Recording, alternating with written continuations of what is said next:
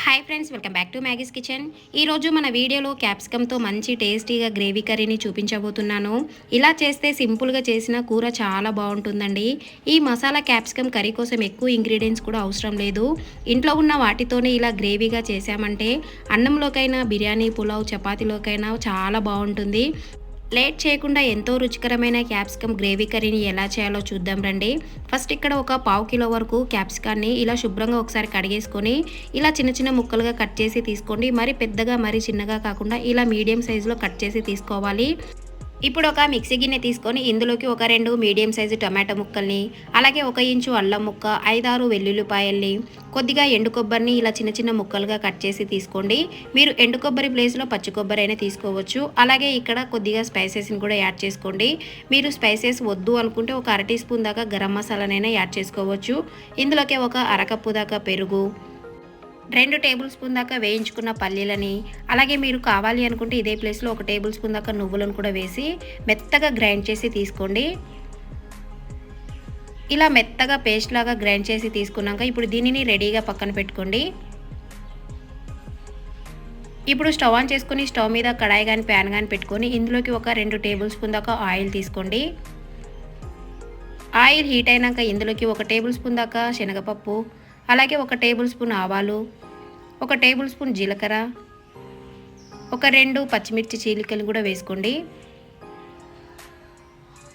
ఇందులోకి ఒక 2 medium size ఉల్లిపాయ ముక్కల్ని ఇలా సన్నగా కట్ చేసి తీసుకొని ఒకసారి ఇదంతా బాగా కలుపుకోండి.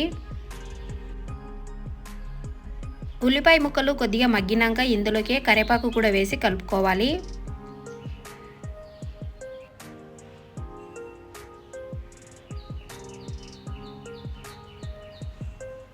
ఉల్లిపాయ ముక్కలు మొత్తం కాస్త ఫ్రై అయినాక ఇందులోకి మనం రెడీ చేసి పక్కన పెట్టుకున్న మసాలా పేస్ట్ కూడా వేసి కలుపుకోండి.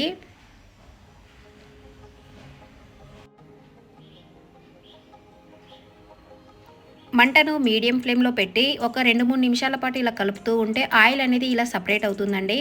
అప్పుడు ఇందులోకి రుచికి సరిపడా ఉప్పు, అలాగే ఒక 1/2 టీ స్పూన్ దాకా పసుపు, ఒక 2 టేబుల్ స్పూన్ దాకా కారం వేసి ఇదంతా బాగా కలుపుకోవాలి.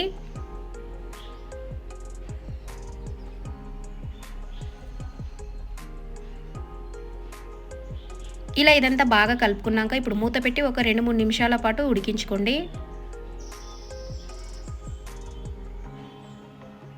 ఒక 2-3 నిమిషాల తర్వాత చూడండి, ఇలా ఆయిల్ మొత్తం ఇలా సపరేట్ అయినాక మరొకసారి ఇదంతా బాగా కలిపేసుకొని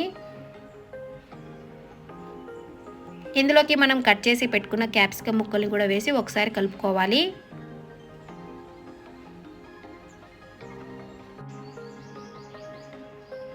ఇలా మసాలా మొత్తం క్యాప్సికమ్ ముక్కలకి పట్టేటట్టు బాగా ఒకసారి కలుపుకొని ఇప్పుడు మూత పెట్టి ఒక 2-3 నిమిషాల పాటు మగ్గించుకోవాలి. ఇలా ఒక 2-3 నిమిషాలు మూత పెట్టి మగ్గించుకోవడం వల్ల మనకి ఉప్పు కారం అనేది ఇలా క్యాప్సికమ్ ముక్కలకి బాగా పట్టి తినేటప్పుడు టేస్ట్ అనేది చాలా బాగుంటుందండి. చూడండి, ఒక 2-3 నిమిషాల తర్వాత ఇలా కాస్త సాఫ్ట్గా మగ్గింది కదా. ఇప్పుడు ఇందులోకి ఒక అరకప్పు దాకా నీళ్లు పోసి మరొకసారి ఇదంతా బాగా కలుపుకోండి.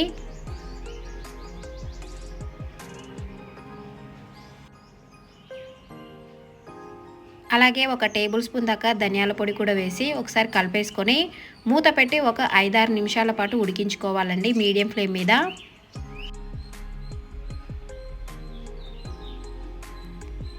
5-6 నిమిషాల తర్వాత చూడండి, ఆయిల్ మొత్తం ఇలా పైకి తేలి గ్రేవీ అనేది చిక్కపడి క్యాప్సికమ్ ముక్కలు మనకి సాఫ్ట్ అవుతుంది. ఇప్పుడు మరొకసారి ఇదంతా బాగా కలిపేసుకొని ఇప్పుడు ఇందులోకి సన్నగా కట్ చేసుకున్న కొద్దిగా కొత్తిమీర తరుగు కూడా వేసి కలుపుకోవాలి. అలాగే మీ దగ్గర ఉంటే ఇదే ప్లేస్లో కొద్దిగా కసూరి మేతిని కూడా వేసి కలుపుకోవచ్చు. ఒకసారి టేస్ట్ చేసి చూడండి, మీకు ఏమైనా ఉప్పు కానీ కారం కానీ తక్కువగా అనిపిస్తే ఇదే ప్లేస్లో యాడ్ చేసుకొని మరొక 2 నిమిషాల పాటు ఉడికించి తీసుకోండి. ఇప్పుడు స్టవ్ ఆఫ్ చేసేసుకొని వేడివేడిగా సర్వ్ చేసుకోవడమే. అంతేనండి, చాలా తక్కువ టైంలోనే తక్కువ ఇంగ్రీడియంట్స్ తోటి ఎంతో రుచికరమైన క్యాప్సికమ్ గ్రేవీ కర్రీ రెడీ అయిపోయింది. ఇది రైస్, చపాతీలోకి టేస్ట్ చాలా బాగుంటుంది. సో మీరు కూడా తప్పకుండా ఇలా ట్రై చేయండి. మరి వీడియో నచ్చితే లైక్ చేయండి, మీ ఫ్రెండ్స్కి, రిలేటివ్స్కి షేర్ చేయండి. మరిన్ని వీడియోస్ కోసం మన ఛానల్ని సబ్స్క్రైబ్ చేసుకోండి.